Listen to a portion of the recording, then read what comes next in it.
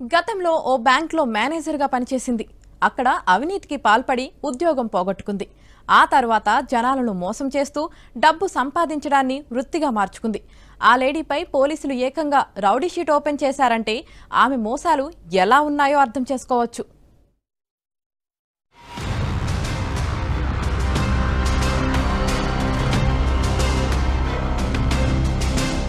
డబ్బులున్న వ్యక్తులే ఆమె టార్గెట్.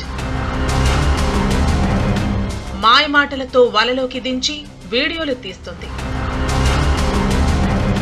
బ్లాక్మెయిల్ చేసి డబ్బు వసూలు చేస్తుంది.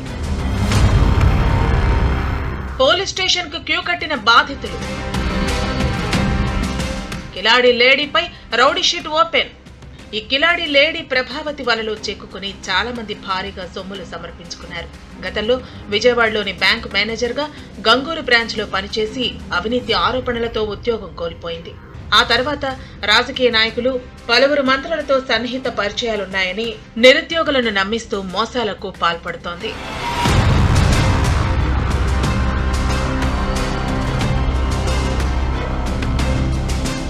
ఈమె స్వస్థలం కృష్ణా జిల్లా న్యూజివీడ్లోని మర్రిబంధం గ్రామం. ప్రభావతి పేరు చెప్పగానే చుట్టుపక్కల గ్రామాల ప్రజలు హడలెత్తిపోతున్నారు. మర్రిబంధం, సీతారామపురం గ్రామాల్లో ప్రభావతి బెదిరింపులు, ఆగడాలను తట్టుకోలేకే పోలీసులకు పలుమార్లు బాధితులు, బంధువులు ఫిర్యాదు చేశారు. 22 కాసులు బంగారం, 10 లక్షల డబ్బు, అక్కడ ఒక 5 సెంట్లు స్థలం రాంచుకున్నారండి. అవన్నీ తీసుకుని నా పిల్లల మీద, నా మీద, నా భర్త మీద కేసులు పెట్టి నన్ను నానా ఇబ్బందులు చేసి, నన్ను నా అవమానాలు పాలు చేసి, లేనిపోయిన బుర్రలన్నీ చల్లి నానా ఇచ్చేస్తున్నారండి. చాలా అమ్మాయి వల్ల చాలా ఇబ్బందులు పడుతున్నాను. భర్తను వదిలేసి వచ్చింది. ఆ భర్త మా దగ్గరికి వచ్చాడు.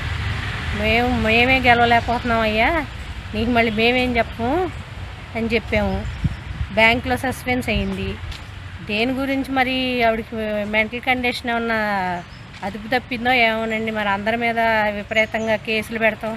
ప్రతి ఒక్కళ్ళ మీద రేప్ కేసులు, ఇళ్ళ పక్కల వాళ్ళని తిడతాం. అదేంటండి, లారీ అద్దాలు ఆళ్లే పగలగొట్టి ఆళ్లే కేసులు పెడతాం. తమపై ఆరోపణలు చేయడంతో పాటు ఇబ్బందులకు గురి చేస్తోందని బాధితులు వాపోతున్నారు. అంతేకాకుండా ఘర్షణలకు దిగి సమీప ఇళ్ల వారిపై రౌడీయిజం ప్రదర్శిస్తోందని ఆగ్రహం వ్యక్తం చేస్తున్నారు. బ్యాంకులో ఫ్రాడ్ చేసి సస్పెండ్ అయింది. సస్పెండ్ చేశారు. సస్పెండ్ చేసినా ఆయన గారు మా మీదకి వచ్చి ఇప్పుడు మా లారీలు కానీ అక్కడికి ఏమి రానికుండా మమ్మల్ని మహా ఇబ్బంది పెడుతుంది. లారీ అద్దాలు పగలు నెట్టినప్పుడు కేసు పెట్టాను. లారీకి అడ్డం కారు పెడితే కేసు పెట్టాను. 3 కేసులు ఉన్నాయి. ఆ అమ్మాయి మీద రౌడీ షీటర్ కూడా ఓపెన్ చేశారు. అయినా బుద్ధి రావట్లేదు. మమ్మల్ని బెదిరించి, మమ్మల్ని నానా హింసలు పెట్టి ఇది చేసి మమ్మల్ని ఏం చేద్దామని భయభ్రాంతులు అవుతున్నాం. ఆవిడ చేసే ప్రతి పని కూడా చీటింగ్.